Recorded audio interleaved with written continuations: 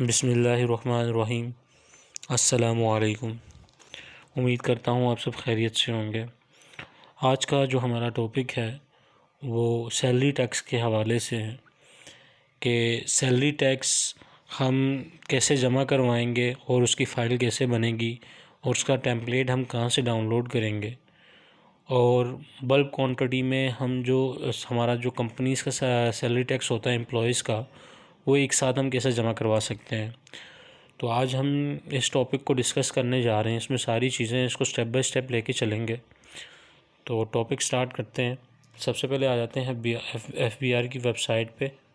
आने के बाद हम क्लिक कर देते हैं नेशनल टैक्स पे और पेमेंट ऑफ सेल टैक्स पे। ये करेंगे तो हम पुराने वाले पोर्टल के अंदर आ जाएंगे। तो इधर लॉगिन कर लेते हैं। लॉगिन करने के बाद हम आएंगे ई पेमेंट के अंदर। ई पेमेंट में आने के बाद create payment income tax, e payment, then create a payment और इनकम टैक्स पे क्लिक कर देते हैं। ये हमारे पास आ गई। यहाँ टैक्स ईयर 2022 लिख देंगे।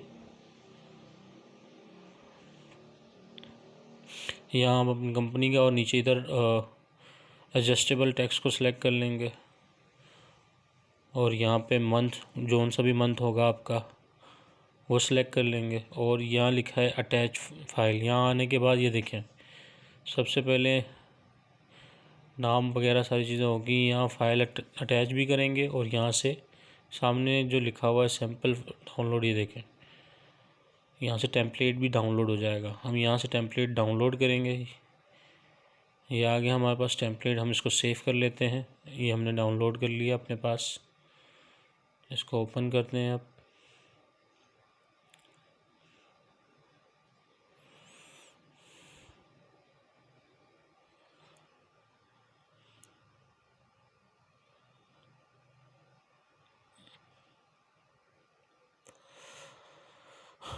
ये देखिए, ये हमारे पास फ़ाइल ओपन होगी और फ़ाइल ओपन होने के साथ ही सबसे पहले जो फर्स्ट कॉलम पे आ रहा है ये सेक्शन है, जो उनसे जिस सेक्शन के हिसाब से टैक्स जमा होगा, यानी कि यहाँ पे कोड डलेगा उस सेक्शन का। यानी कि जैसे सैलरी है, सैलरी 149 सेक्शन में फॉल करती है, तो हम 149 यहाँ पे लिखेंगे।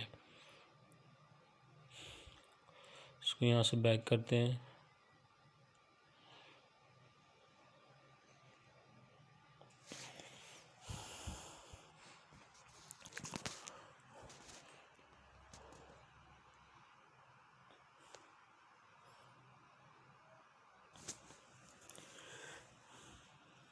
आ जाते हैं अपनी फ़ाइल पे। देखेंगे यहाँ पे हम सेक्शन सेलेक्ट करेंगे अपना। साथ वाली फ़ाइल की तरह इसी फ़ाइल के अंदर सेक्शन भी दिए हुए हैं। तो हम यहाँ पे सैलरी पे रिसर्च कर लेते हैं। कंट्रोल F करें और सैलरी लिख लें।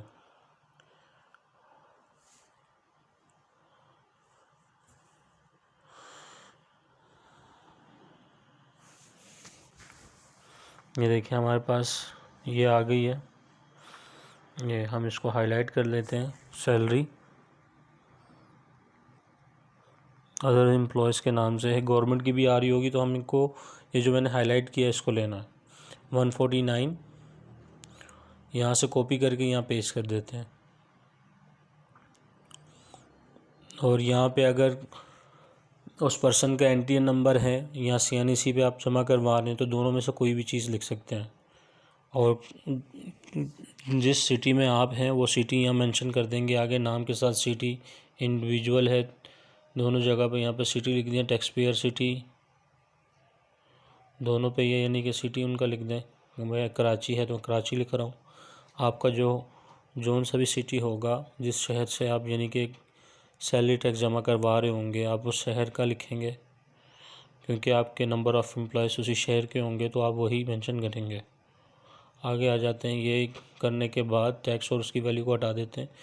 जहाँ तक आपको फ़ाइल चाहिए होगी, जितने भी नंबर ऑफ़ आपकी एम्प्लॉयज़ हैं, उसको आप कंट्रोल D कर दीजिएगा।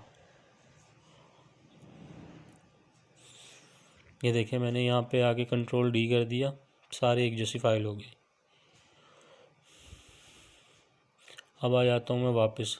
आपके पास एक ऑलरेडी मेरे पास फ़ाइल बनी हुई है, तो यहाँ से मैं क्या करूँगा, सिंपली यहाँ से डेटा कॉपी पेस्ट कर दूँगा। कॉपी जो करेंगे वो पेज स्पेशल करेंगे ताकि आपके पास ये मसला ना हो। NTN को मैं हटा देता हूँ और यहाँ आ जाते दोबारा। यहाँ से मैं नाम ले लेता हूँ इनके, कॉपी, और यहाँ पे पेज स्पेशल हुई।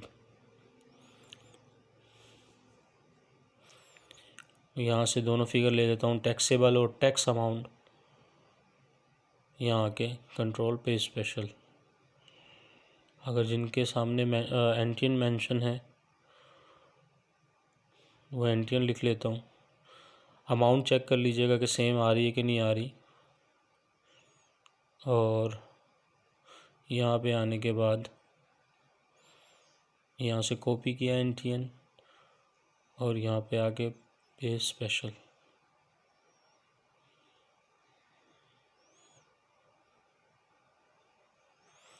देखें, इस फाइल को सेव कर लेते हैं, इसको क्लोज़ कर देते हैं। इस फाइल को आने के बाद फाइल का नाम चेंज कर देते हैं। अभी यानी कि अगर अक्टूबर है, अब जोन सा मंथ, आप जिस मंथ की आप सैलरी टैक्स जमा करवा रहे होंगे आप वो लिखें। यहाँ से आके फिर यहाँ पे क्लिक करें और लोड फाइल इंपोर्ट कर दें इसके ऊपर। ये देखिए, इंपोर्ट पे क्लिक कर दिया हमने। ये मेरे पास नंबर ऑफ़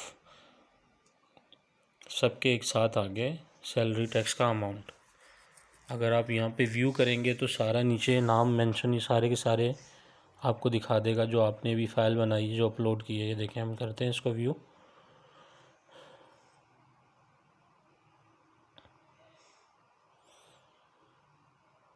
ये देखें, सारे के सारे जो हम एक्सेल के फाइल पे हमने नाम अपलोड किए थे, नाम मेंशन किए थे, सारी की सारी डिटेल अटैच होगी इसके साथ।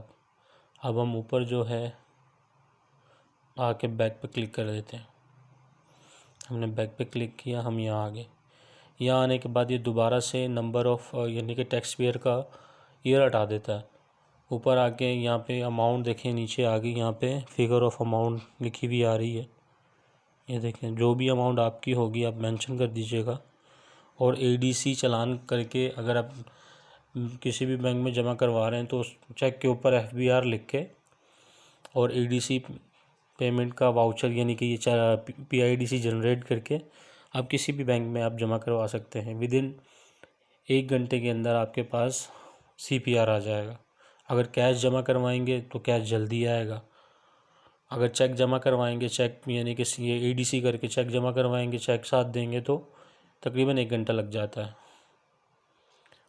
ऊपर आके टैक्स ईयर दोबारा सारी चीज़ें एक बार चेक कर लीजिएगा ताकि आपको कोई परेशानी ना हो, क्योंकि इसमें मसला होता है कि ईयर का अगर आप ईयर चेंज कर देते हैं ना, मसलन अगर टैक्स ईयर 22 है और आपने गलती से लिख दिया 21, तो फिर पूरा CPR चेंज करवाने का एक अलग प्रोसीजर है और रिक्वेस्ट करनी पड़ती है। फिर जाके IRS के अंदर एक सारे स्टाम्प पेपर, ये उसकी काफ़ी सारी लंबी वर्किंग है। तो केयरफुली होके जो है टैक्स ईयर एक बार अच्छे से देख लीजिएगा कि टैक्स ईयर आप 22 डाल रहे हैं या 21 डाल रहे हैं, क्योंकि 22-21 में भी बंदा गलती कर जाता है। क्योंकि जुलाई से जून यानी कि टैक्स ईयर चल रहे होते हैं तो इसमें काफ़ी सारे लोगों को कन्फ्यूजन होता है। तो रिक्वेस्ट तो मेरी यही है कि आप जब भी यानी कि फ़िल करें और इसको कंफर्म करने लगें तो एक बार पूरी डिटेल को खुद से भी चेक कर लें। अगर आपके साथ कोई आपका कोलीग है तो उससे भी चेक करवा दें, यार देखो कोई मैंने गलती तो नहीं की। तो एक बार जब आप चेक करवा देंगे तो ये कन्फ्यूजन भी दूर हो जाएगी। आप ADC सेलेक्ट करने के बाद अमाउंट लिख दें और नीचे 2 कॉलम दिए हुए हैं, ईमेल का और नंबर का। यहाँ पे अपनी ईमेल जो रजिस्टर्ड है FBR में और अपना नंबर जो रजिस्टर्ड है FBR में IRS के अंदर जो आपने मेंशन किया हुआ है वो लिखेंगे। वो लिखने के बाद आप आ जाएंगे क्रिएट अ पेमेंट, क्रिएट करेंगे तो आपको एक रेड कलर की मैसेज दे देगा। ये जो दिया हुआ है यहाँ पर रेड कलर का मैसेज जो देगा उसको क्लियरफुली सारी चीज़ों को पढ़ के देख के दोबारा से उसको रिव्यू करके उसके बाद उसको कंफर्म कीजिएगा। कंफर्म करने के बाद आपकी PSID जनरेट हो जाएगी, ठीक है। और फिर उसके बाद वो पूछेगा कौन सी सिटी का है। सिटी पे आप जिस सिटी के आप होंगे वो मेंशन कर दीजिएगा। मैं यहाँ पे कराची मेंशन कर रहा हूँ और कराची मेंशन करने के बाद हम इसका प्रिंट आउट निकाल लेंगे। निकालने के बाद चेक बना के आप किसी भी बैंक में जिस बैंक का आप चेक बनाएंगे उसी बैंक में आप जमा करवा देंगे। चेक के ऊपर जो हम लिखेंगे वो FBR लिखेंगे। FBR लिख के ये साथ PSID अटैच करके और साइन स्टैम्प करके आप उसी बैंक में जमा करवा देंगे। अगर चेक होगा, FBR लिखा होगा तो 1 घंटे में आ जाएगा। कैश की पेमेंट जमा करवाएंगे तो उसी टाइम आ जाएगी। अपनी दुआओं में याद रखिएगा। अल्लाह हाफ़िज़।